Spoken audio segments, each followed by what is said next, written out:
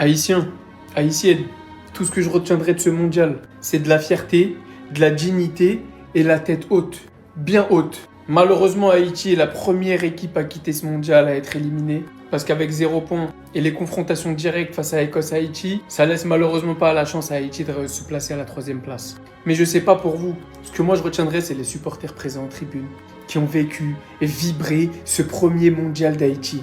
Ce que moi je retiendrai, c'est pas les défaites, c'est la manière. Une deuxième mi-temps où Haïti aura dominé le Brésil, 7 tirs à 2, 3 tirs cadrés à 0. C'est un match face à l'Écosse où il y aurait pu avoir 2 pénaltys et où malgré la défaite, malgré le statut d'outsider, Haïti aura plus tiré, autant cadré de tirs et eu plus de possession. Ce que moi je retiendrai, c'est que c'est un peuple qui est venu avec ses idées, avec ses cojones, avec son cœur et qui n'est pas resté à 11 derrière, qui a essayé de produire du football, qui a joué sans complexe, qui a essayé d'affronter n'importe quelle équipe, que tu sois l'Écosse ou le Brésil, en les regardant les yeux dans les yeux. Très sincèrement, je savais pas réellement à quoi m'attendre et la surprise, elle était énorme.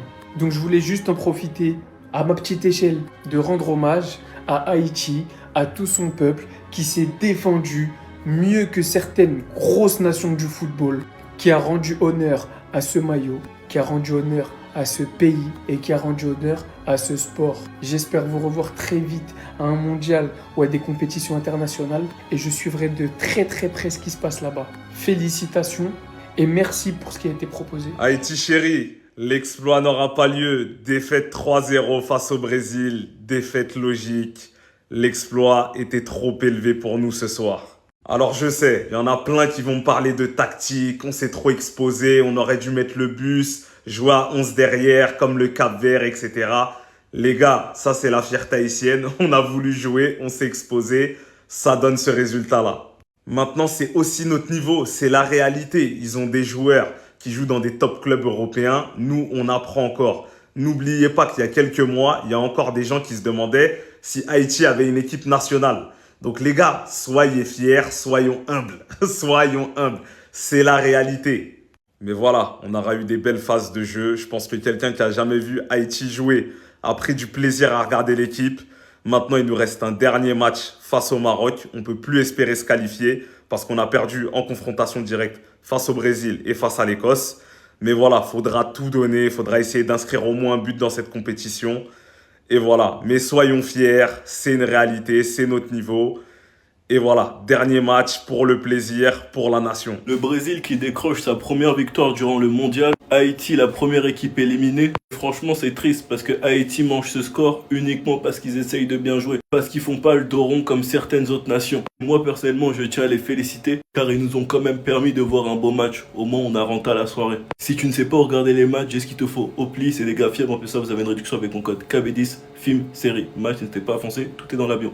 Soirée cauchemar pour Rafinha qui est buteur mais hors jeu. Et en plus de ça, sort sur blessure. Blessure musculaire, une blessure qu'il a connue toute la saison et ça les gars, ça pue. À chaque fois qu'il a eu cette blessure, c'était 1 mois d'absence avec le Barça. Reste à voir s'il va être sauvé avec le Brésil. Ancelotti a décidé de titulariser Cunha à la place de Igor Thiago. Je pense que c'est clair, Igor Thiago, on veut plus le voir titulaire. Il a tranquillement doublé aujourd'hui. Premier but de Cunha après une frappe de Vinicius. Renard des surfaces, elle revient sur lui, il a un peu de réussite avec le défenseur. Envoyé en profondeur sur une contre-attaque, il allume le gardien. Et Vini qui nous régale sur une autre contre-attaque avec le Brésil. C'est dommage parce que Vinicius aujourd'hui, il aurait pu finir avec beaucoup plus de buts. On a pu voir les débuts de Hendrik durant cette Coupe du Monde. Mais je vous promets les gars que j'ai trop mal au cœur de la blessure de Rafinha, il avait les larmes aux yeux sur le banc. Enfin bref, sinon vous les gars, vous en pensez quoi? Ramenez-vous sur Snap ensemble.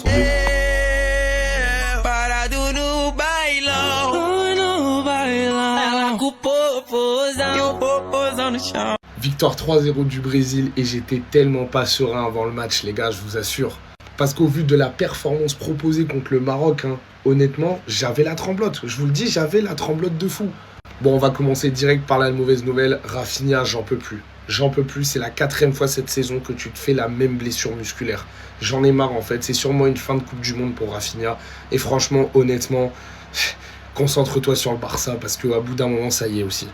Que la vie est belle quand tu passes d'un numéro 9 comme Igor Thiago à Matheus Cunha.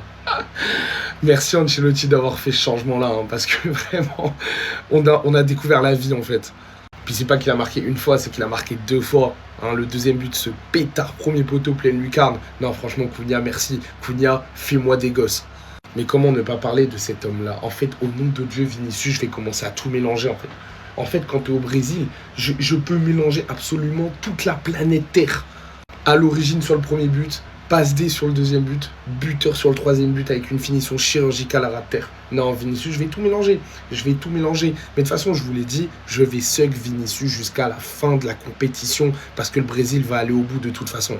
À notifier, première minute d'Hendrix. Franchement, j'étais grave content de le voir entrer. En plus, il a mis un but signalé hors jeu, malheureusement. Mais franchement, Hendrix, j'espère qu'il va avoir plus de minutes que ça. Malheureusement, même pas un seul but sera inscrit côté Haïti ce soir et ils auraient mérité d'en mettre au moins un. Parce qu'aujourd'hui, face au Brésil, ils ont décidé de prendre des risques. Ils ont décidé de pas se cacher, de pas jouer bloc bas, de pas essayer de défendre tout le match en espérant chercher un nul. Mais aujourd'hui, ils sont venus pour chercher une victoire. Et ça s'est clairement vu dans leur intention de jeu. La ligne haute, une équipe qui va essayer de bousculer le Brésil, mais malheureusement, une défense positionnée aussi haut. Quand en face, t'as autant de qualité avec des flèches comme Vinicius, comme Rafinha, comme Cunha, eh bien ça tue l'adversaire. Parce que si le score il est aussi lourd, c'est parce que le Brésil a exploité au maximum ces espaces-là laissés par l'Haïti, qui a voulu prendre des risques et malheureusement ils n'ont pas été récompensés parce que offensivement dans les dernières passes souvent ça n'a pas été au rendez-vous. Beaucoup de dernières passes manquées, des actions aussi manquées. Je pense notamment à la tête qu'Alisson réussit à arrêter. Malheureusement c'est les 2 matchs joués, c'est 0 points, 0 but inscrit. Mais bon, il reste un dernier match face au Maroc pour l'honneur. Pourquoi pas mettre ce premier but qui serait juste incroyable. Car vous allez pas le croire, Ancelotti l'a fait. Pas comme l'autre attaquant bizarre qui porte des bottes de ski, Igor Jesus, Cunha, mais des vrais buts. Un vrai numéro 9. Malheureusement, ça pue les frères. Ça pue.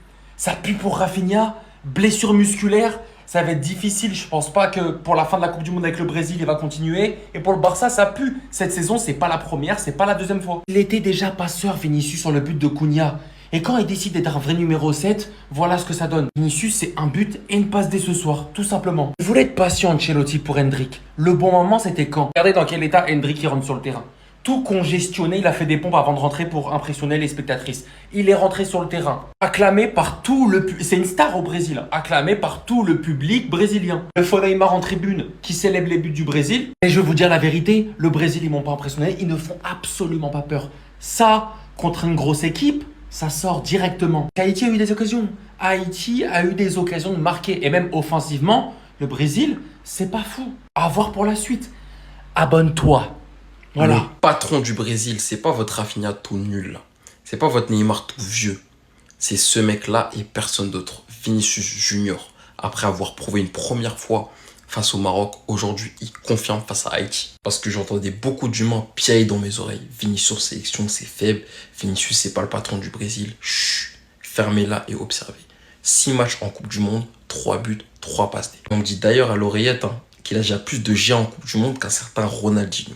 Et le pire, c'est que ça fait que commencer. Aujourd'hui, le Brésil marque 3 buts et il est décisif sur les 3. Le premier, il est à l'origine de l'action. Il va déclencher une frappe qui va être repoussée par le gardien et reprise par Cunha. Deuxième but, super passe décisive à son Cunha qui va mettre son doublé. Et enfin, comme il est capable de tout faire, sur le troisième, il va être lancé en profondeur par Paqueta. À partir de ce moment-là, c'est déjà que c'est fini en fait. Il va venir fixer le gardien. La balle finit petit filet. Et déjà qu'il est en train de prouver que c'était son Brésil, que c'était lui le boss de la sélection, avec la blessure de Rafinha, il va avoir encore plus de responsabilités à porter. Et vous inquiétez pas, je sais que mon frère va assurer. Frérot haïtien, j'ai voulu y croire, j'ai voulu y croire, mais l'écart de niveau, il est trop flagrant.